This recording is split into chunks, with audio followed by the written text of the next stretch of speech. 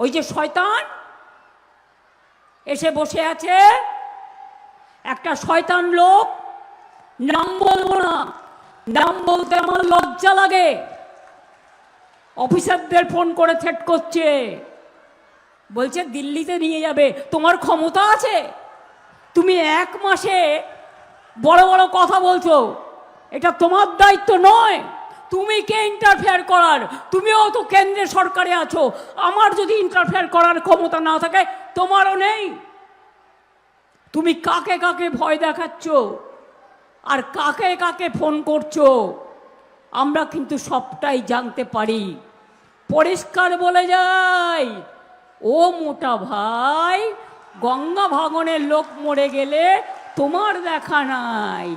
ও মোটা ভাই, Farakka barrage dredging করার জন্য তোমার দেখা নাই।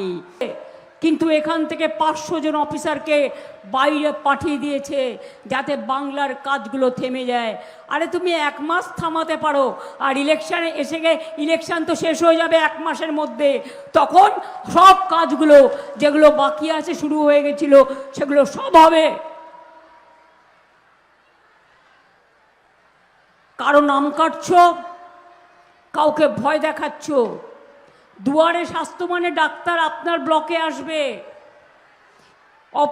নার্স আসবে, সিস্টার আসবে, প্যারামেডিক্যাল স্টাফ আসবে। আপনাকে দূরে হাসপাতালে যাওয়ার দরকার নেই। আপনার ব্লাড টেস্ট করা থেকে শুরু করে, এক্স রে করা থেকে শুরু করে, স্ক্যান করা থেকে শুরু করে, আপনার শরীরের পরীক্ষা করার জন্য এই দুয়ারে স্বাস্থ্য পরিকল্পনা নতুন করে আমরা শুরু করব। এছাড়াও আপনারা বাচ্চাদের স্কুল ড্রেস থেকে শুরু করে, মিড ডে মিল থেকে শুরু করে সবটাই দেয়া হয়। পড়াশুনো মেয়েরা আজকাল করে কত বড় বড় চাকরি পাচ্ছে, কত বড় বড় ডাক্তার হচ্ছে, ইঞ্জিনিয়ার হচ্ছে। একবার ভাবুন তো, একদিন সংখ্যালঘুদের অবস্থা কী ছিল। আজকে অনেক আইএস পাবেন, অনেক আইপিএস পাবেন, তপশিলীরা পাবেন। আমরা ট্রেনিং দিই বিনা পয়সায়।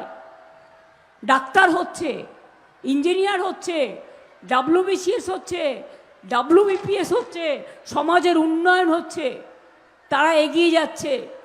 আর হিংসুটের লোকেরা এগুলো সহ্য করতে পারে না। বিজেপি হিংসুটে লুচির মতো ফুলছে আর জ্বলছে তো জ্বলছে।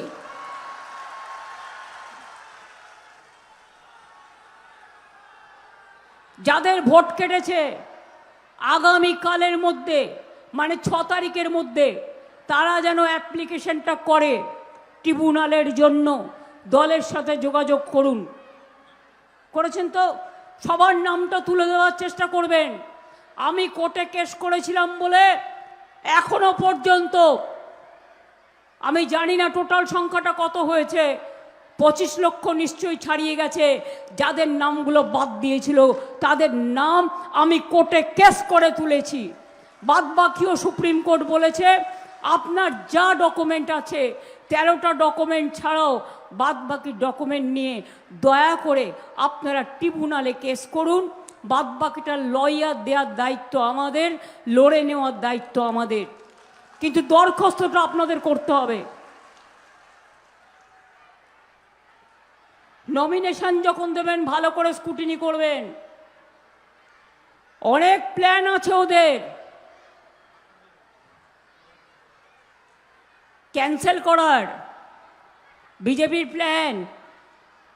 নজর রাখবেন ভালো করে, স্কুটিনির দিন লয়ার নিয়ে যাবেন, চ্যালেঞ্জ করবেন। কারণ বেছে বেছে উকুন বেছে নিয়ে এসছে যারা আপনাদের নাম ক্যান্সেল করার জন্য বসে থাকবে, ভোটের দিন ডিস্টার্ব করবে। ইভিএম মেশিন ভালো করে চেক করবেন সবাই। আমার BLA 1, BLA 2 বুথ এজেন্ট যারা হবেন, আশা করি কেউ নিজের স্বার্থে নয়, বাংলার স্বার্থে বিক্রি হবেন না বিজেপির কাছে। এবং দয়া করে মনে রাখবেন যে ইভিএম মেশিনের 1 থেকে যত বুথ গুনতে হবে, আর 5টা করে সিম্বলও যদি থাকে, 5টাতেই টিপে টিপে ভোট দিয়ে দেখবেন সেখানে ভোটটা ঠিক মতো পড়ছে কি না। আর ইভিএম মেশিন খারাপ করে দেবে অনেক জায়গায় প্ল্যান করে, সেই ইভিএম মেশিন সারাতে আসলে দেবেন না। ইভিএম মেশিন নতুন করে নিয়ে আসতে বলবেন। এত লাইন দিয়েছেন, দরকার হলে নিজেকে রক্ষা করার জন্য, ভোটাধিকার রক্ষা করার জন্য, ঠিকানা রক্ষা করার জন্য, ভাষা রক্ষা করার জন্য, অস্তিত্ব রক্ষা করার জন্য একটু আপনাদের অপেক্ষা করতে হবে। আমি জানি ওদের প্ল্যান। ইভিএম মেশিন যখন চেক করবেন, ভিভিপ্যাট যেন থাকে, এটা দেখে রাখবেন। আর ভোট হয়ে গেলেই ওরা কিন্তু অনেক দিন টাইম পাবে।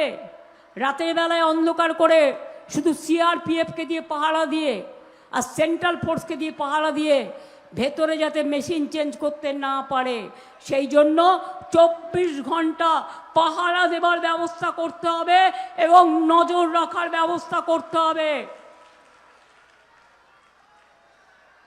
এবং আমাদের দাবি, বাইরে থেকে গণতন্ত্রের রক্ষক মানুষ যাতে দেখতে পারে ওই EVM machine central force check করছে কিনা, কোনো চিক ঢুকাচ্ছে কিনা, হ্যাক করছে কিনা। ওরা পারে না এমন কোনো কাজ নেই।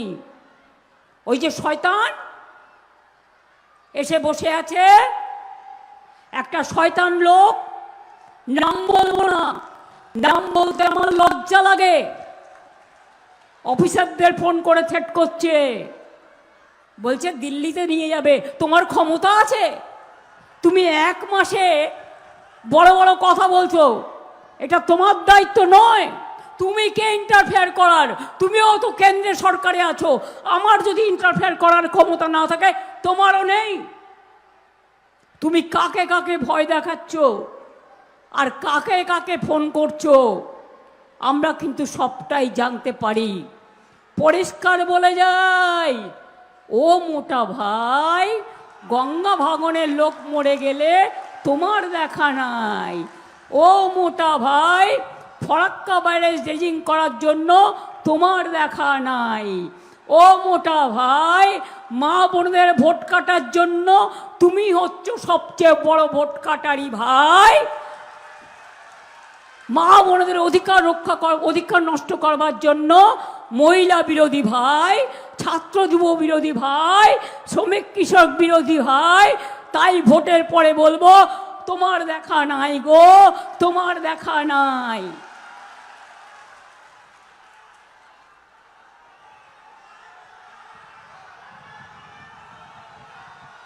হিম্মত থাকলে সামনাসামনি লড়ুন, গণতন্ত্রের সৌজন্যতা রক্ষা করুন। সৌজন্যতা গণতন্ত্রের সবচেয়ে বড় সম্পদ। অসভ্যতামি করছেন কেন? মানুষের অধিকার কাটছেন কেন? এই 24-এর ভোটার লিস্টে তুমি নির্বাচিত হয়ে আজকে পদে আছো, প্রধানমন্ত্রী আজকে নির্বাচিত হয়েছো।